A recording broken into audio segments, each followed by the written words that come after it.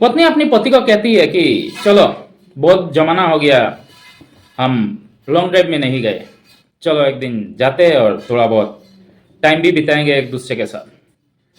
पति भी कहते हैं ठीक है कोई बात नहीं चलो। आप पति निकलते हैं और फिर बीच में एक ढाबा में रुकते हैं, कुछ खाते पीते हैं और फिर वहां से फिर वापस अपनी मंजिल तक जाने के लिए निकलता है। लेकिन कुछ ही दूर जाता है, उसके बाद पति की मौत हो जाता है। ये कोई नेचुरल मौत नहीं थी, क्योंकि उसी की पत्नी की एक दोस्त ने पति को हत्या कर दी थी, पत्नी की पति को हत्या कर दी थी। तो अब सवाल यह है कि क्यों पत्नी ने ही अपनी दोस्तों से अपनी पति की हत्या करवाई। तो आइए जानते हैं पूरे कहानी क्या है और कहाँ की है।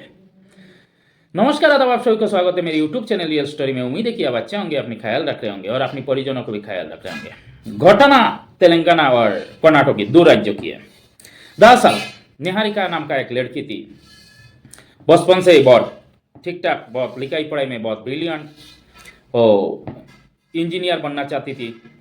तो पढ़ाई कर रही थी, बाद में बड़ा होकर कॉलेज में भी दाखिला मिल जाता है, क्योंकि वो ब्रिलियंट थी पढ़ाई लिखाई पढ़ाई में, इंजीनियर भी बन जाती है। लेकिन उसका पहले जो 16 साल की उम्र में उसका जो पिता है वो गुजर जाते हैं और फिर माँ दूसरे शादी कर लेते हैं। उसको अकेलापन खाया जा रहा था। अब धीरे धीरे जब इंजीनियर बनती है, उसके बाद उसके जो रिज्यूम है वो बड़े बड़े कंपनी में भेज रही थी, अपनी तरक्की की तौर पर आगे बढ़ रही थी।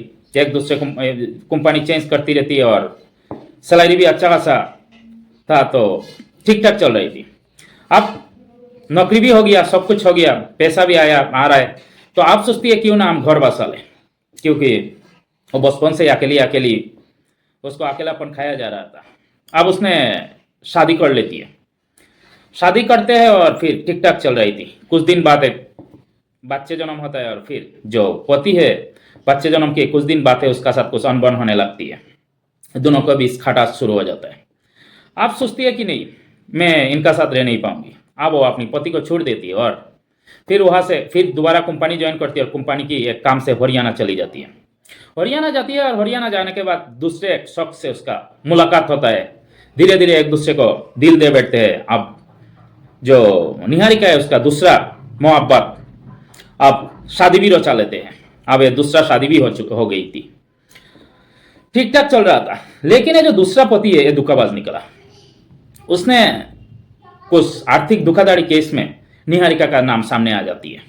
दरअसल उसका जो कागजात है, जो उसने आर्थिक धोखाधड़ी की, जो भी कंपनी है उसका जो कागजात है, उसमें हर कागजात में निहारिका का दस्तखत थी। क्योंकि निहारिका लिखा पढ़ा थी, इंजीनियर थी, लोन वगैरह ली थी, तो जितने दस्तखत है वो निहारिका का नाम पे ही थे। अब जब पुलिस पकड़ती है तो पुलिस को निहारिका का नाम सब में दस्तखत निहारिका का ही है, तो निहारिका को ही पकड़ता है। उसके बाद जब उसका पति को पूछताछ की जाती है, पति भी जितने इल्जाम है उस पर सब अपनी पत्नी के सर पर दे देता है। अब पत्नी को जेल हो जाती है, पत्नी को हरियाणा का एक महिला जेल में भेज दिया जाता है। अब निहारिका सोचने लगी, पहले पति से भी डिवोर्स, फिर दूसरा से भी धोखा, उसको बहुत अफसोस होने लगी कि मैंने बहुत बड़ी गलती की है। अब कुछ दिन बीतता है, जेल में एक दूसरे महिला से उसका मुलाकात होती है। उस महिला को अपनी कहानी बताती है, वो भी अपनी हमदर्दी जताती है कि तुम्हारे साथ बहुत ही गलत हुआ है, तो तुम जब भी बाहर आओगे तो मुझसे मिलना, क्योंकि मेरा एक बेटा है अंकुर राणा, वो तुम्हारी मदद करेगा। तो कुछ दिन बीतता है जेल में और निहारिका निकलती है और फिर उस महिला के घर जाती है। जाने के बाद जो उनका बेटा है अंकुर राणा, उससे भी मिलती है और फिर दोनों में दोस्ती होती है। अब निहारिका का तीसरी मोहब्बत है, लेकिन शादी करेगा कि नहीं ये पता नहीं, लेकिन मोहब्बत तीसरी है। अब इसका साथ चल रही थी, लेकिन ये बहुत फुट के जो कदम रख रही थी, क्योंकि वो पहले भी 2 बार धोखा खा चुकी थी। अब निहारिका सोचने लगी कि क्या किया जाए। अब वो वापस बेंगलुरु चली जाती है। बेंगलुरु जाती है और जाने के बाद फिर से वो काम में लग जाती है। दरअसल वो रहने वाली तेलंगाना की मुंगेर की रहने वाली थी निहारिका, जो है अपनी काम के लिए वो बेंगलुरु, जो कंपनी है वो बेंगलुरु की थी। तो उस बेंगलुरु जाती है और फिर वापस अपनी नौकरी में लग जाती है, ठीक ठाक चल रही थी। इसी दौरान एक बिजनेसमैन से उसका मुलाकात होता है। बिजनेसमैन का नाम था रमेश कुमार। रमेश बहुत पैसा वाला था, बिजनेसमैन था, कॉफी की बिजनेस थी उसका। आप देखता है निहारिका, जो रमेश कुमार है उनका उम्र भी करीब 54 साल के आसपास थी, और जो निहारिका है उसका 29 के आसपास थी। उम्र में दोनों के बड़े फासला है, करीब 24-25 साल की। तो रमेश जो है वो लेकिन निहारिका का बहुत अच्छा ख्याल रखता था। वो उसके ऊपर पैसा लुटाता था, जब भी कोई जाता है वो अच्छा खासा पैसा लुटाता था, क्योंकि उसके पास पैसा था। निहारिका ये देखती है और सोचने लगती है कि शायद इसके पास बहुत पैसा है, ये भी मेरे मुझ पर पैसा भी लुटा रहा है। अब निहारिका सोचती है नहीं, आप कोई गलती नहीं करेंगे। आप जब भी कुछ ऐसे करेंगे शादी, तो ऐसे लोगों से करेंगे, ऐसे अमीर लोगों से करना है, ताकि बाकी जिंदगी अच्छा से जी पाए, वैशो मस्ती से काटे, पैसा की कोई कमी ना हो। अब निहारिका अपनी उम्र को दरकिनार करते हुए, जो 24-25 साल की उम्र की फैसला है उस रमेश के साथ, तो वो दरकिनार करते हुए साइड में रखती है, और जो रमेश की प्रॉपर्टी है उसको सामने रखते हुए, प्रॉपर्टी को सामने रखते हुए उसने रमेश के साथ शादी रचा ली। रमेश को कही कि मैं तुमसे प्यार करती हूँ। रमेश पहले से ही तैयार था, और फिर दोनों शादी रचा लेते हैं। शादी रचाते हैं और फिर कुछ दिन बीतता है, ये करीब 2018 की बात है। अब कुछ दिन बीतता है, और इस 24 की अक्टूबर महीने की बात है। उसका बाद चल ही रहा था, लेकिन निहारिका को पता था, क्योंकि रमेश जो है वो पहले से शादीशुदा था, उसका बाल बच्चे थे, उसका पहले भी एक पत्नी है, तो निहारिका और सेकंड है। अगर जो रमेश है उसका कुछ हो जाता है, तो जितने उसका प्रॉपर्टी है सबका मालिकाना हक उसका पहले पत्नी को होगा। क्या पता निहारिका का हाथ कुछ ना लगे, शायद उस चीज को निहारिका को खाया जा रहा था। तो भी निहारिका कहती है कि देखिए, जो तुम्हारी एक फ्लॉट में चॉइस की है वो मेरे नाम में कर दो, जो जमीन की टुकड़ा है, करीब 8 करोड़ की थी वो। तो रमेश कहता है कि देखो, वो तो सब, ये सब तो तुम लोग के लिए ही है, मेरे जाने के बाद तुम लोग को ही होगा ये सब। रमेश कहते हैं ठीक है, थोड़ा धीरज रखो, वो तुम्हारी ही होगा। तो ये सब बातों को लेकर थोड़ा बहुत मनमुटाव चल रहा था दोनों में, निहारिका और रमेश में। लेकिन जो निहारिका है उसका मन में कुछ और ही विराज कर रहा था कि शायद मुझे पे बात में ना मिले, अगर जो रमेश है उसका कुछ हो जाए, क्योंकि उम्र भी हुआ है। लेकिन जब निहारिका एक चीज सोचने लगी, तो उसका मन में एक ख्याल आया, क्यों ना उसका जो पहले जो हरियाणा में पहले की जो बॉयफ्रेंड अंकुर राणा, उसने उसका साथ बात की और कहा कि एक कातिल करना है। तो अंकुर राणा ने कहा कि किसका? तो कहा तुम बेंगलुरु आ जाओ, जो तुम्हारे रहने खाने की बंदोबस्त मैं करती हूँ। अब जो अंकुर है वो सुनता है, और 1 अक्टूबर को बेंगलुरु पहुंच जाता है। बेंगलुरु पहुंचता है, उसका बाद उसको रहने खाने की जो जगह है वो सारे बंदोबस्त निहारिका करती है। और उनका प्लान के मुताबिक अंकुर राणा जो है उसको कहा गया कि तुम एक दाबे में खड़ा रहना, क्योंकि 1 तारीख आता है, 2 तारीख रहता है, 3 तारीख को गाड़ी से निकलता है। और फिर उसको प्लान के मुताबिक एक दाबा में खड़ा रहता है, जहां उन लोग रहता था उस फ्लैट से करीब 2 किलोमीटर 3 किलोमीटर दूर एक दाबा में खड़ा रहता है पहले से अंकुर। अब ये लोग घर से निकलते हैं, बेहला फुसला कर निहारिका अपनी पति को लेकर वो घर से निकलता है, और जो वो दाबा में जाता है और कुछ खाने पीना खाता है।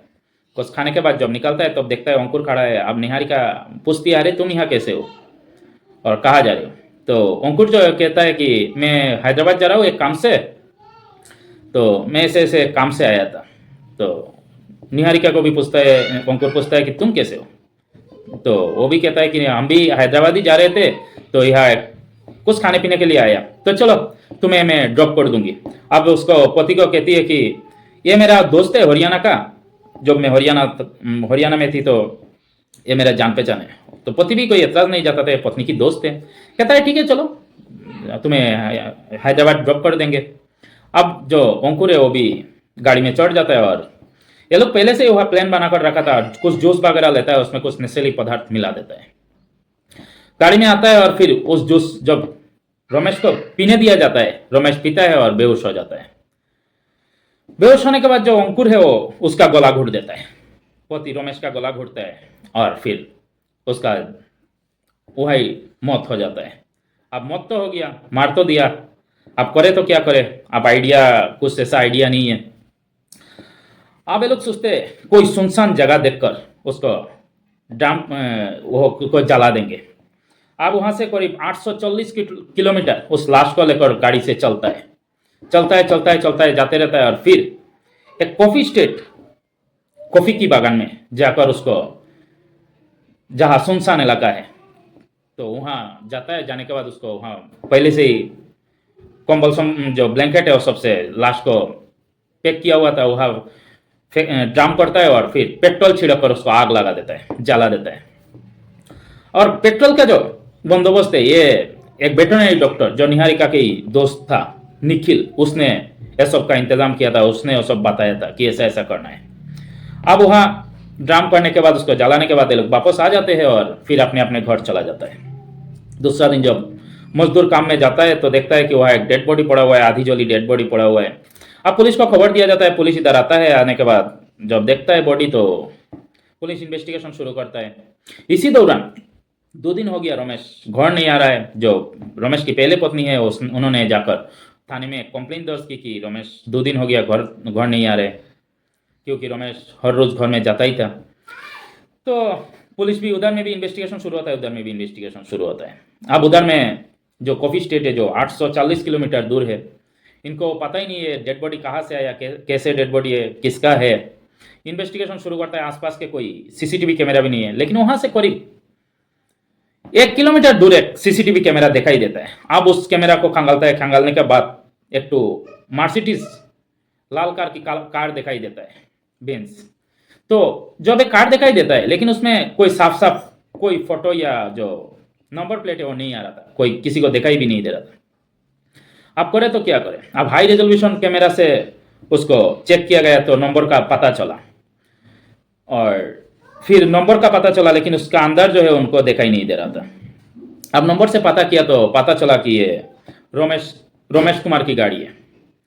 अब वो लोग वहां से रमेश की घर पहुंचता है, और फिर पहले तो उनको और सीसीटीवी कैमरा खंगालता है कि उस गाड़ी में और कौन कौन थे।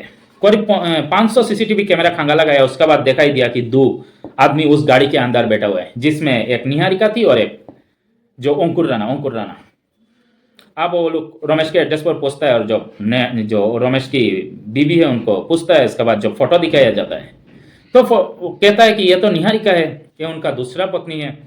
अब पूरी कहानी जो बताता है, पुलिस जिस पुलिस में मिसिंग कंप्लेंट थी वहाँ में भी दोनों बातचीत करते हैं, और फिर दोनों इन्वेस्टिगेशन में शुरू है। करीब 4 टीम बनाया जाता है उस इन्वेस्टिगेशन के लिए। अब पूरे जो कहानी बताता है, इसके बाद जो निहारिका है उसका पूरे कॉल डिटेल्स जो भी थे सब निकलता है। निकालने के बाद पता चलता है हाँ निहारिका का हाथ है। उसके बाद 18 अक्टूबर को निहारिका को गिरफ्तार किया जाता है।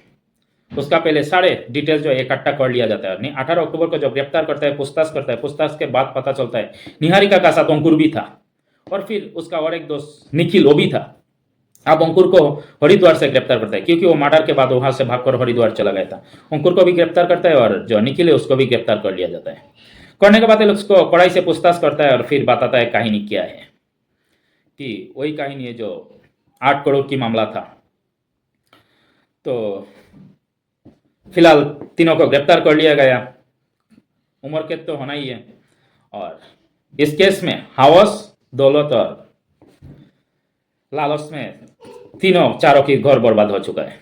ये जो रमेश है वो भी पहले से शादीशुदा था। शायद उसने फिर से दोबारा निहारिका की नजदीक नहीं आता, उससे शादी नहीं रचा था, तो शायद उसका जान बच जाता। निहारिका भी अगर अपनी लालच में काबू रख पाती तो शायद ऐसा नहीं होता। उसको जो चाहिए था वो मिल रही थी, वो खुद भी पैसा कमा रही थी, एक इंजीनियर थी, क्या जरूरत था उसको। यह भी कहा जाता है कि उसका अकेलापन ने उसको ऐसा कर दिया। उसका दुखा, निहारिका को जो दुखा मिला उस दुखे से उसने ऐसे हो गया।